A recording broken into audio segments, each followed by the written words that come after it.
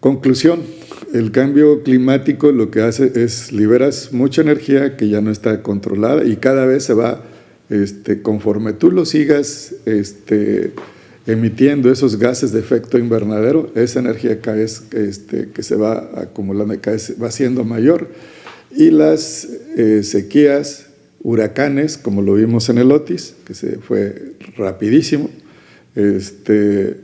las sequías, huracanes, heladas, inundaciones cada vez van a ser mayores. En los materiales que me mandaste, sí, se ve sencillo, no se ve complicado instalar la generación de energía en base a la geotermia. Entonces, pudiéramos decir que simplemente el gobierno federal y los gobiernos estatales deciden no hacerlo. Ahora, puedes detectar de una manera más rápida, más precisa, el potencial de geotermia que hay en diferentes lugares, ¿verdad? Y ver dónde te resulta más económico realizar la inversión. Amigos de Resonant, bienvenidos. Nuevamente tenemos como invitado especial al ingeniero Nelson Arizmendi, ya nos ha acompañado en otros podcasts.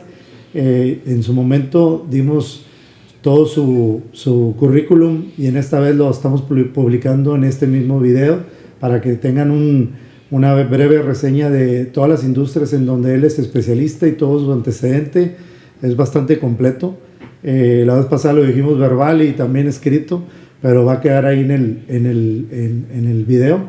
Bienvenido, Nelson, y muchas gracias por estar con nosotros otra vez. Muchas gracias a ti, Luis, y a tu audiencia. Te los agradezco mucho. Fíjate que uno de los puntos del por qué, obviamente, ya habíamos extendido la invitación contigo porque hay muchos temas que íbamos a tratar, pero la verdad hubo muy buena respuesta de los podcasts que se hicieron, especialmente cuando hablamos de las megacuencas, sí, la posible explotación de las megacuencas. Y algo que quizá me faltó preguntarte, que sería muy importante que quede como antecedente o inicio de este episodio, es como experto que nos expliques qué viene siendo, porque se habla en todos lados, el fenómeno climático. ¿Qué viene siendo como un experto? Sí, muchas gracias, Luis. Pues básicamente ya está demostrado este fenómeno de la crisis climática o cambio climático, como le llaman, pero ya hoy en día se ha transformado en una crisis, como lo estamos viendo en todo el planeta. Pues nos tocó, al igual que otros, pronosticarlo hace 30 años. Y básicamente esto se produce fundamentalmente por las emisiones de gases de efecto que causan un efecto invernadero. ¿Como cuáles? Como todas las relacionadas con combustibles fósiles, como son el dióxido de carbono, el óxido nitroso también, que es parte de la combustión, ¿verdad? El metano en un momento dado que se puede liberar de incluso de los propios rellenos sanitarios o tiraderos a cielo abierto en un momento dado. Ese es 30 veces más contaminante, o de alguna empresa que en un momento dado, al explotar petróleo y gas, pues simplemente libera esas emisiones también. De hecho, ahora ya incluso se está poniendo un satélite para ir midiendo esas emisiones de metano, que son 30 veces más potentes que la del CO2. El óxido nitroso es 300 veces más, ¿verdad? Y algunos compuestos clorofluorados o hidrofluorados que pueden ser hasta 1500 veces más, ¿no? Como lo que se utilizaban en algunos sistemas de refrigeración, de gases de refrigeración, lo digo, o también en algunos sistemas también de subestaciones eléctricas también, ¿no? Todas esas emisiones causan el problema de gases de efecto invernadero. Algunos son más potentes que otros. ¿En qué consiste este fenómeno? En que todo el calor en un momento dado o la energía que en un momento dado se liberaba antes, pues no se libera, porque esto se captura en este sistema, y entonces toda esa energía acumulada ahí en la atmósfera se traduce en varios fenómenos. Uno de los fenómenos es básicamente que te exacerba las sequías y las olas de calor. Por eso estamos viendo ahora temperaturas cada vez mayores que se van a ir acentuando, agravando cada vez más. Hicimos nuestra propia burbuja de calor. Exacto, y por el otro lado también, dado que esa energía, en otros lados, mientras en un lado se producen sequías no controladas, digo, el clima no se controla, también en otras partes puedes generar inundaciones, ¿verdad? Es decir, la energía se va distribuyendo, pero ya no es como lo que teníamos antes, donde las temperaturas, los climas, las estaciones, todo eso se regulaba. Había básicamente regulación de temperaturas por parte de las corrientes oceánicas, ¿verdad? Que llevaban ciertos ciclos en un momento dado. Se presentaban a veces ciertos fenómenos el niño y la niña, pero cuando las corrientes van cambiando, se va también modificando el clima, por un lado. Entonces, en adición a esto, tenemos también el deshielo de los océanos, de los polos, perdón. El deshielo de los polos lo que provoca es que también te haya un cambio de las isoalinas, o sea, las curvas de salinidad, vamos a llamarle así, que son las que van dando origen a las corrientes también. Y eso también lo que te provoca es que si por ejemplo, la corriente del Golfo cambia, eso te puede provocar que haya un cambio brutal en las temperaturas entre los continentes, americano, europeo, por ejemplo, ¿no? Conclusión, el cambio climático lo que hace es liberas mucha energía que ya no está controlada y cada vez se va, conforme tú lo sigas emitiendo esos gases de efecto invernadero, esa energía que se va acumulando, va siendo mayor, y las sequías, huracanes, como lo vimos en el Otis, que se fue rapidísimo, las sequías, huracanes, heladas, inundaciones cada vez van a ser mayores y más frecuentes, incendios forestales, ¿verdad? Como lo estamos viviendo hoy en día. También sube el nivel del mar, ¿verdad? Y al ir subiendo el nivel del mar, algunas ciudades costeras pueden desaparecer, ¿no? Algunos dicen que se lleva cierto tiempo, pero lo más grave del asunto es que al liberar el ácido carbónico, o sea, el CO2, el dióxido de carbono, con el agua de la atmósfera, ¿verdad? Se transforma también en ácido carbónico. Y ese ácido carbónico produce una acidificación de los océanos. Te cambia el pH, o sea, la acidez o alcalinidad de los océanos. Eso es lo más grave, porque al cambiarte la alquidez, eso te puede matar el fitoplancton, el zooplancton. Y si tú quitas toda esa parte de lo que son tanto entre los manglares y los océanos, se captura el 70% por CO2 y se genera el 70% del oxígeno, ¿verdad? Entonces, si la humanidad no tiene oxígeno, la humanidad desaparece. Primero se truenan las cadenas productivas de los océanos, ¿verdad? Cadenas alimenticias. Y segundo, después de afectarse las cadenas alimenticias, al no haber oxígeno, pues básicamente no sobrevive la especie humana. Este es el punto final de si continúa así. Si esto, entonces, estamos en una lucha contra el tiempo. Y hoy en día estamos viendo reflejados en el plazo corto e inmediato, pues el problema de la escasez de agua, que también lo pronosticamos hace 20 años, ¿verdad? También estamos viendo pues, la parte de sequías y la parte de incendios forestales, que también se dijo que iba a suceder. También el agravamiento de la intensidad de los huracanes. Probablemente ya vaya a poner nuevas categorías de huracanes, ¿no? Y también estamos viendo el blanqueamiento, por ejemplo, de los arrecifes coralíferos que están muriendo en un momento dado y que son el principio de la cadena alimenticia, ahí también, ¿no? Entonces, en una nota que me mandaste se hablaba de que el tema quizá lo podemos tratar después, hablaba de la inteligencia artificial, cómo va a consumir más energía, más de lo que se pronosticaba, y que en base a toda esa nueva demanda de energía y el crecimiento de la población, lo que se pronosticó verdaderamente es mucho menos de lo que verdaderamente se está dando. O sea, el problema es más grande de lo que se había pronosticado. Es correcto, sí. La situación está en que con la inteligencia artificial pues utilizas mucho data centers, Sí. ¿verdad? Centros de datos, y estos te consumen mucha energía eléctrica, ¿no? Uh-huh. Entonces eso te puede saturar también las líneas de transmisión. Si a eso le metemos la parte de electromovilidad, pues obviamente concentras todo eso. La demanda de electricidad va a ser tremenda.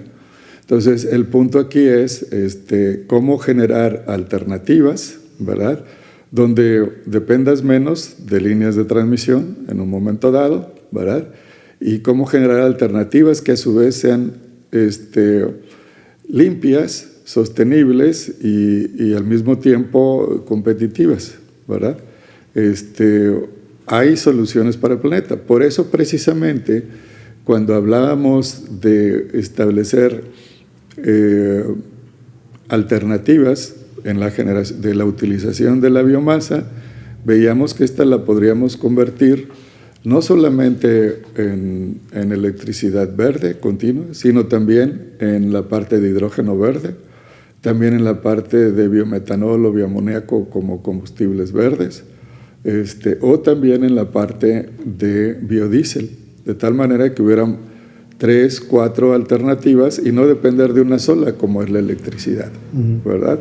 Eso lo que nos permite es que el usuario tenga más opcionalidades y no tener los cuellos de botella que potencialmente se puedan generar por este incremento tremendo que se puede dar con la inteligencia artificial. Ahora, hablando de las alternativas de generación de energía, uno de los temas que queremos tratar el día de hoy es la geotermia. No es desconocido para México ni para Estados Unidos porque ambos ya lo hacen y en algún momento estuvieron en los primeros lugares en hacerlo, pero no en base al potencial que tienen. Finalmente lo que tratamos de decir es, ya que nos expliques en qué consiste, es a la mano existen muchas alternativas que se pudieran utilizar, por un lado, para generar los recursos que están faltando y por otro lado, para mitigar los causantes que están causando que se estén acabando las reservas, como la emisión de diferentes... sí, las emisiones de gases de efecto invernadero. Exactamente. Entonces, por un lado es encontrar otras alternativas de generación y por otro es disminuir que esto se haga peor. Y en lo que es generación alterna, hablando de la geotermia, nos gustaría que nos platicaras en qué consiste. Entonces, nos gustaría que nos explicaras en qué consiste lo de la geotermia y qué está haciendo México y Estados Unidos con respecto al aprovechamiento de esta alternativa. Sí, muchas gracias, Luis. Efectivamente, es una alternativa que también existe para la humanidad para reducir las gases, producir energía limpia, continua. Hay varias oportunidades y alternativas que ahorita podemos comentar también, además de la solar y además de la eólica, también existe la geotermia. La geotermia consiste en aprovechar el calor que existe en varias zonas, en varios lugares del planeta. México ha sido muy favorecido, Centroamérica también, parte de Sudamérica también, Estados Unidos en su costa oeste también ha sido muy favorecido. Y esto básicamente hay dos alternativas, una básicamente donde tienes un pozo inyector y tienes otro pozo donde sacas el vapor, para ese vapor ya puedes utilizarlo para generar electricidad. Obviamente es en áreas, no aplica para todo el país o todos los países, en áreas de los países en donde tienen en el subsuelo esas áreas de calentamiento, sí, es donde hacen esa... Sí, específicamente zonas que tienen zonas básicamente que tienen origen volcánico, ¿verdad? Y en nuestro caso, pues tenemos toda una serie de sierras y montañas que fueron formadas por erupciones volcánicas, lo que señala que una buena cantidad de magma, el magma es, por decir algo, la piedra fundida caliente, que después cuando sale a los volcanes, pues es la lava que vemos ahí básicamente. Esto lo que permite es simplemente que cuando se inyecta agua y se extrae esa agua, generas un vapor de buena calidad también para la generación eléctrica y es limpia, no utilizas ningún combustible y la generación es continua, ¿no? Entonces no dependes de condiciones climáticas en ese sentido. ¿Y qué tanto aprovecha México de esa disponibilidad, de lo que hay en México? México tiene las quintas reservas del planeta y solamente aprovecha el 2.7%, muy poco, muy poco. No estoy diciendo ni suponiendo que al usar el 100%, cosa que también no creo que sea posible, pero usando una capacidad razonable de lo que existe, ¿mitigaría algo la escasez de la generación de energía? Sí, claro, y no tendrías necesidad de importar tantos combustibles en un momento dado, ¿no? En algunos casos. Sí, hay lugares específicos en el país. Tenemos desde Baja California, ahí está Tres Vírgenes, en medio de las dos, Baja California Norte y California Sur. Tenemos Cerro Prieto, que es la central más grande, ahí cerca de Mexicali, ¿verdad? Toda la zona occidental del país, ¿verdad? Tiene también un buen potencial. Todo el eje neovolcánico que va desde Michoacán, atraviesa básicamente también Guanajuato, Jalisco, Guanajuato, Michoacán, Michoacán, Estado de México, Hidalgo, también Puebla, hasta llegar a Veracruz, ¿no? Todo el eje neovolcánico. Aprovechando, en todo ese eje neovolcánico hay una cantidad muy importante de población de nuestro país, ¿no? El proceso en los materiales que me mandaste, sí, se ve sencillo, no se ve complicado, no. Instalar la generación de energía en base a la geotermia. Entonces, pudiéramos decir que simplemente el gobierno federal y los gobiernos estatales deciden no hacerlo porque no les conviene en sus intereses económicos, prácticamente. Yo creo que también se ha perdido hasta cierto punto cierto capital humano, ¿verdad? Porque México llegó a ser la cuarta potencia en su momento, ha ido disminuyendo su participación en la parte de geotermia, ¿verdad? Y por el otro lado también ha habido, igual que en todas las tecnologías, aquí también ha habido una aceleración de la innovación y el desarrollo tecnológico en la parte de geotermia. Creo que ahí nos hemos quedado atrás en aprovechar eso. Por ejemplo, en la detección geofísica, ahora puedes detectar de una manera más rápida, más precisa, el potencial de geotermia que hay en diferentes lugares, ¿verdad? Y ver dónde te resulta más económico realizar la inversión, ¿verdad? También la tecnología de perforación ha ido evolucionando. Las empresas petroleras, por ejemplo, ese conocimiento lo vienen aprovechando ahora para en su rama de, vamos a suponer, de sostenibilidad o verde, hacer también desarrollos de geotermia. Entonces, ¿lo están haciendo o pudieran hacerlo? No, algunos ya lo están haciendo, ¿verdad? Otros que incluso trabajaron en la industria petrolera se fueron a la parte de geotermia, que es el crecimiento que se está dando, por ejemplo, en Estados Unidos. O sea, Estados Unidos sí está aprovechando más la geotermia que México. Estados Unidos ha seguido avanzando en la parte de geotermia. México, en mi humilde opinión, se quedó pues básicamente en los 90s prácticamente. Es que es muy complicado hablar de este tema sin pensar que gente que no tiene acceso a energía o que vemos escasez de energía o principalmente como empezó todo este tema o todos estos temas que empezamos a platicar ante las posibles nuevas inversiones que vienen, algunas que consumen mucha energía, otras que no, y que no tenemos los sistemas de energía, generación no tanto, pero distribución, no tenemos nada de eso, de infraestructura para poder darle apertura a que ellos se sientan con la confianza de venirse a instalar en México y de hacer una mayor derrama económica, que al final todos salimos ganando. Y es muy difícil pensar que todo eso se pudiera hacer, pero muchas veces no se hace por cuestiones como esta, como no explotar el potencial geotérmico que tiene un país, porque decides, bueno, como dices tú, el capital humano se perdió, ok, pero también a veces van por otras energías, generaciones de energías que son más caras y son menos efectivas, y van y lo hacen. Entonces, como que a mi forma de ver, no necesito que lo confirmes, pero ellos gastan donde les interesa gastar. Hay países que efectivamente, como lo señala, sí han aprovechado sus energías para el bien común, ¿no? El caso concreto de Islandia, producen electricidad muy competitiva y a pesar de estar en una zona muy helada, provee todo el sistema de confort y calor para todos sus habitantes, ¿verdad?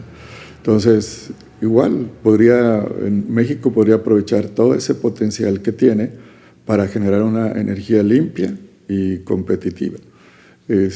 También tiene el potencial, y no lo ha hecho, para invertir en la parte de almacenamiento, para el potencial que tiene en solar y la parte que tiene en eólica.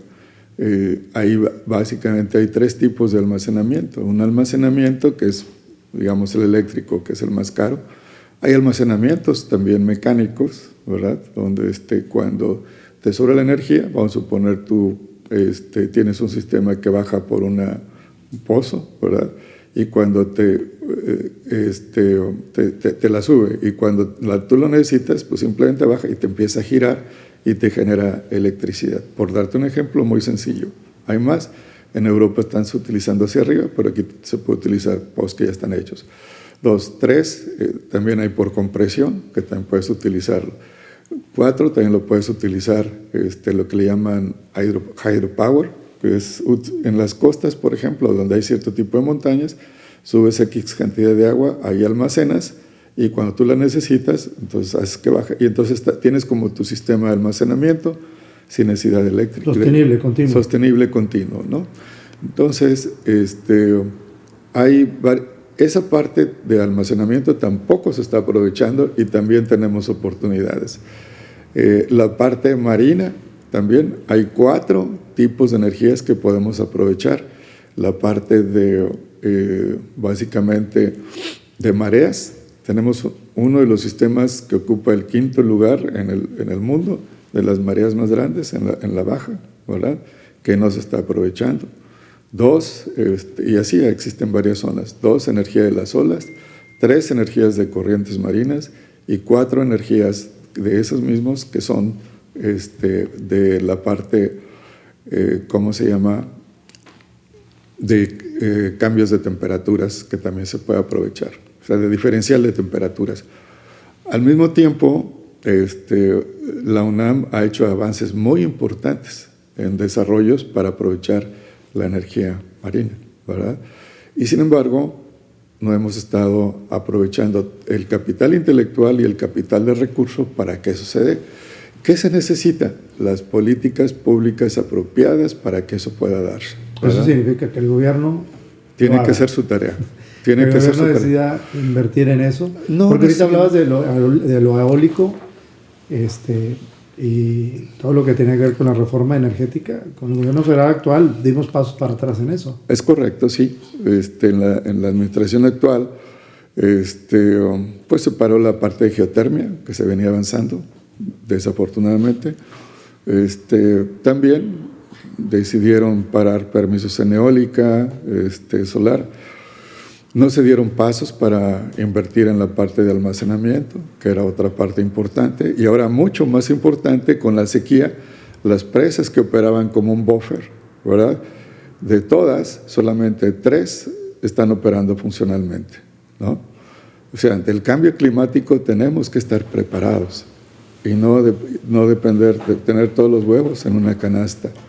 Entonces, es importante tener esa diversidad y sobre todo energías que sean continuas, competitivas, limpias. Y si no, pues hacer la combinación entre lo que tienes de almacenamiento competitivo con la parte de generación intermitente, que se le puede llamar así. Entonces, en ese sentido, México tiene todo el potencial para ser una potencia a nivel mundial en energías limpias. Igual como lo tienen hidrocarburos. Lo frenaron. Y un componente importante, en lo que es haber frenado las energías renovables es que las empresas extranjeras, y esto me tocó verlo desde el punto de vista involucrándonos en la cuestión legal en algunos proyectos, que ellos no nada más venían con las tecnologías y las inversiones para lo que vienen siendo los campos eólicos o solares, sino también estaban dispuestos a invertir en las redes de distribución, cosa que es lo que más afecta a México, porque más que, la generación es una parte importante, que haya energía disponible, pero transmitirla y distribuirla es la parte que más le afecta a México. Y estas empresas venían con la intención de realizar sus inversiones y apoyar en lo que es la red de distribución. Entonces, no nada más le pusiste un freno a unas posibles generaciones de energías alternas, sino le pusiste un freno a inversiones de mejoramiento de infraestructura que ahorita nos servirían bastante con todo esto nuevo que viene del oleaje de nuevas inversiones para el nearshoring es fundamental. O sea, hay dos elementos que, digamos, vamos a poner 3 elementos: seguridad y Estado de Derecho, energía eléctrica limpia y competitiva, y agua, ¿verdad? Obviamente se tiene el talento y las capacidades que tiene nuestro país y es un gran atractivo. Y lo mismo la infraestructura que ya hemos formado a través de muchos años que ha permitido atraer esas inversiones. Pero si no contamos con esos 3 elementos, va a ser difícil que se dé esa relocalización. Y es correcto, o sea, en toda esta administración fue mínimo lo que se invirtió, hoy probablemente de algunos años de la anterior, en la parte de transmisión, distribución. Y yo diría que es 4 cosas lo que se necesitan ahí. Es un buen mantenimiento, tener la inversión apropiada en transmisión, en red de distribución, en subestaciones y en la modernización de toda esa infraestructura, porque ya el tipo de cargas y potencias son diferentes, ¿verdad? Y en ese sentido, pues la red se necesita ir, además de ampliar y fortalecer y robustecer, modernizar también, ¿verdad? El problema es que y eso depende solamente, y ahí sí, eso solamente depende constitucionalmente del gobierno federal. Claro. Y en ese sentido, en esa parte es donde debería enfocar sus esfuerzos, ¿verdad? Y es precisamente el punto más importante de todo esto, que este tipo de empresas, y como empresas que pudieran venir en la relocalización que hablabas, que es el nearshoring, vienen con mucho entusiasmo de invertir y con mucha flexibilidad o disponibilidad de invertir también en lo que se requiera para infraestructura, pero no les damos permiso. Es como que a todo lo que nos vienen a ofrecer gratis le decimos que no, porque no se alinea a los intereses políticos del gobierno que esté en ese momento, sea federal o estatal. La verdad lo he visto en diferentes casos. Sí, en resumen es lo veíamos en el episodio de los basureros, cuando pues llegan y te ponen la infraestructura sin costo.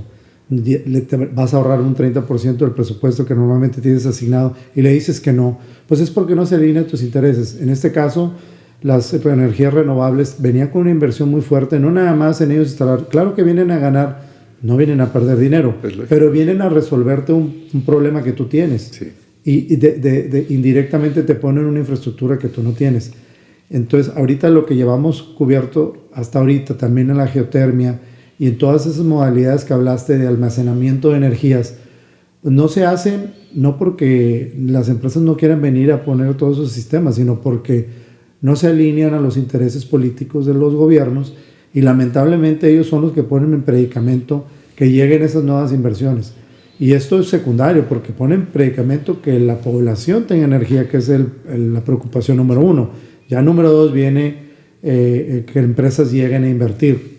Pero es que esas empresas que vienen a invertir también vienen con una derrama económica que mejoraría las condiciones económicas del país. Las condiciones de bienestar de mucha gente. Las condiciones de bienestar, de seguridad. Porque si vienen a invertir empresas que no permiten que haya inseguridad, que no permiten que no exista Estado de Derecho, van a modificar indirectamente todo eso y le van a dar más seguridad a la población. Entonces, a veces la gente no entiende que el bloquear todo esto, estamos bloqueando la mejoría del país. De hecho, la mejoría y el bien común.